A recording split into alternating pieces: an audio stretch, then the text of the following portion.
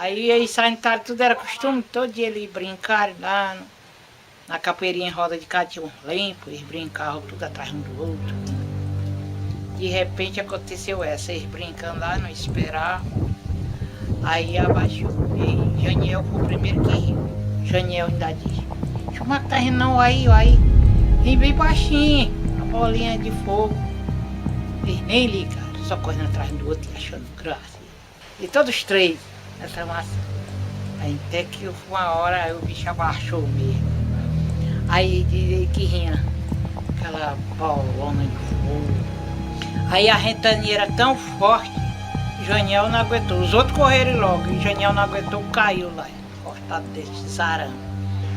Mas o Zé Felipe correu, os atrapalhou, caiu ele em roda. Se atrapalhou de lá, ficava olhando pra ele. Lá ele caiu no chão. E o bicho assim baixinho, só arruando. Chumaco, vai lá, Chumaco. Mete a mão e puxa ele. Chumaco foi. Quando foi estirando a mão aqui, foi pegando. Chumaco atendeu pra trás, aí o vento que era forte. O vento era tão forte que ele disse que abanava tudo. Fazia um chiado. O vento que era forte. A ventania era tão forte, igual esse vento aqui. Era eu e o Felipe. Aí eu saí correndo. Aí talvez ele tava gritando pra gente socorrer lá, né? Aí ele correu fácil, correu. O Janiel ficou no chão.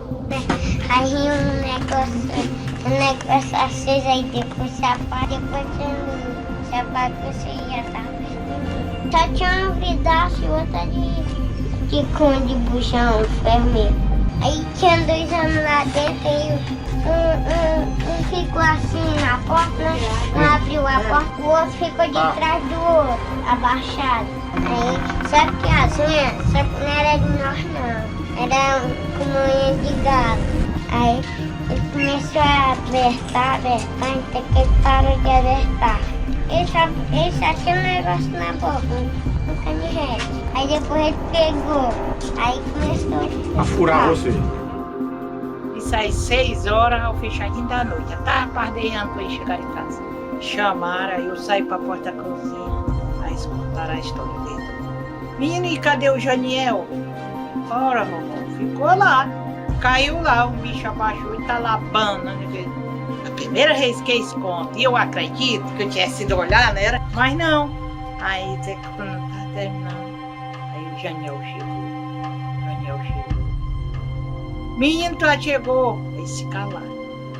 Aí, Roró, só falei aí, aí, menino de Deus, o que é isso? Ora, Roró, foi um bicho que cortou eu. Tá. Pronto, levante o bracinho.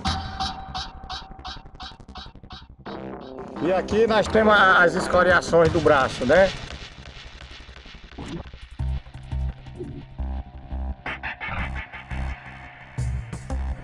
Então aqui tudo isso aí foram as garras, né? Ou coisa parecida, né?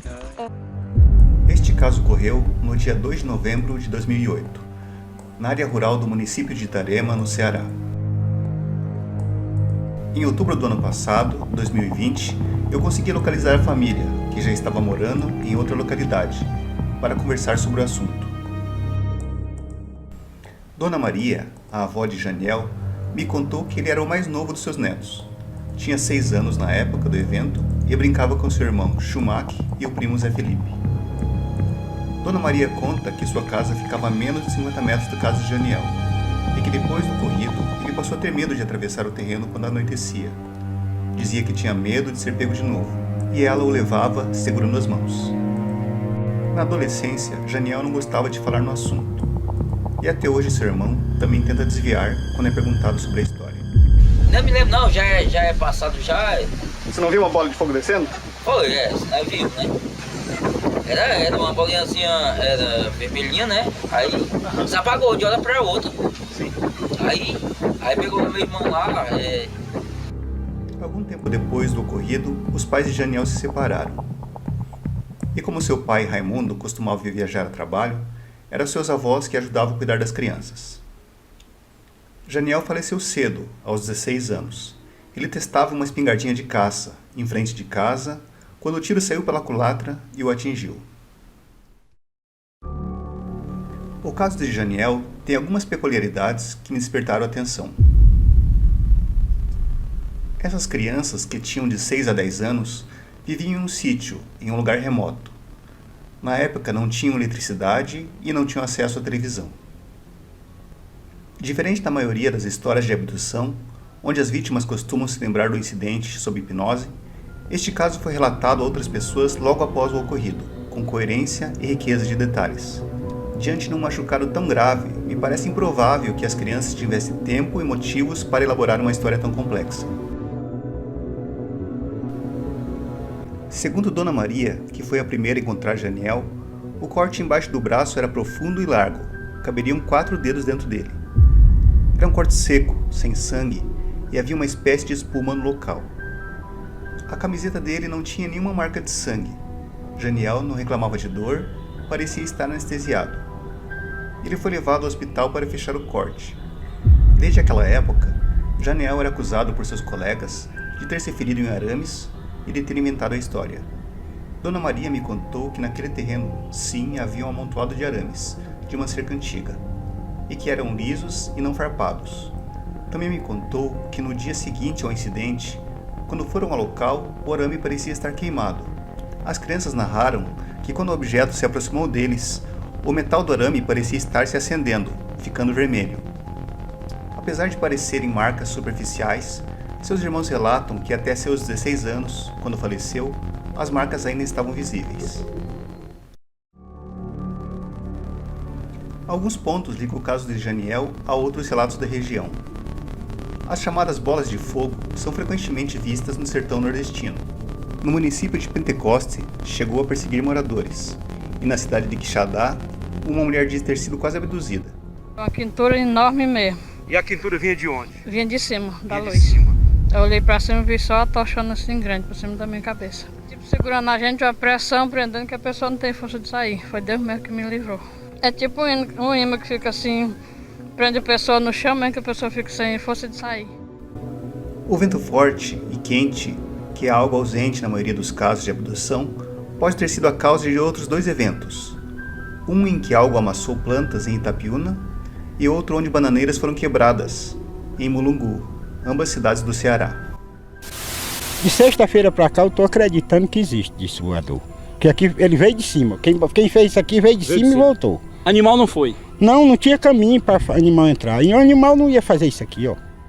No caso de Mulungu, o som relatado do objeto parece ter semelhança também. Janiel dizia ter um chiado, parecido com som de chuva, e a testemunha de Mulungu fala em um chiado também, como o barulho de uma fritura em óleo. Que lá onde aconteceu, a chiadeira foi lá. Vai ser assim. Que mais forte que eu tô fazendo aqui.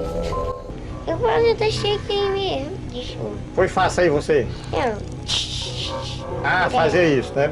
De novo. Aí depois. Na noite anterior à sua morte, Janiel quis telefonar para seu pai, que estava trabalhando em outra cidade. Ele e seu irmão Schumacher foram até um local da propriedade em que o sinal de telefonia era melhor. Após conversar com seu pai, Janiel passou o telefone para seu irmão, voltou para casa e foi se deitar. Schumacher permaneceu lá por mais algum tempo. Schumacher conta que ao voltar, quando entrou na casa, viu uma figura estranha na janela, pelo lado de fora. Ele foi direto para o quarto da avó, e Janiel, que dormia na rede da sala, não acordou. Aí, de que, menino? Tô toda arrupiada. Se você souber, ali do alpenho, uma marabata ferro. O que?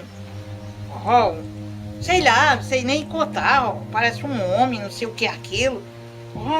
Sei lá, uma coisona, uma do homem, a cabeçona desse tamanho, cabeçona pelada. Tô todo arrupiado. Tu não reza, te benze, ai te benzer, ai rezar. Ele tava de fora assim, do lado da janela. Só eu os olhos mesmo, de fogo. Igual o motoqueiro fantasma, que quando passa, né? Igual no filme na TV? É, isso. Schumacher ainda conta que foi verificar o que era. Diz ter dado uma volta ao redor da casa, mas não achou nada. Perguntei a ele ainda se achava que esse ser poderia ser o mesmo que havia atacado seu irmão, e ele me disse que não. A impressão que me deu é que a família ligou esse ser misterioso com o prenúncio da morte de Janiel, algo sobrenatural, mas nada ligado ao ataque de quando era criança. A irmã de Janiel diz que também havia sonhado com ele nessa mesma noite. Todo chegando na minha frente. Chegou minha vez. Vou sentir muita falta. Rapaz, eu fiquei tão arrepiada, né? Eu me levantei assim, assustada. Meu Deus do céu, aquele aperto no meu coração, né? Como se algo ia acontecer e tinha que eu estar do lado. Aí eu peguei a moto que a gente tinha. Eu vou lá na avó. Mas na manhã seguinte, a sua moto quebrou a caminho do sítio. Não fosse isso, ela acha que teria presenciado o acidente.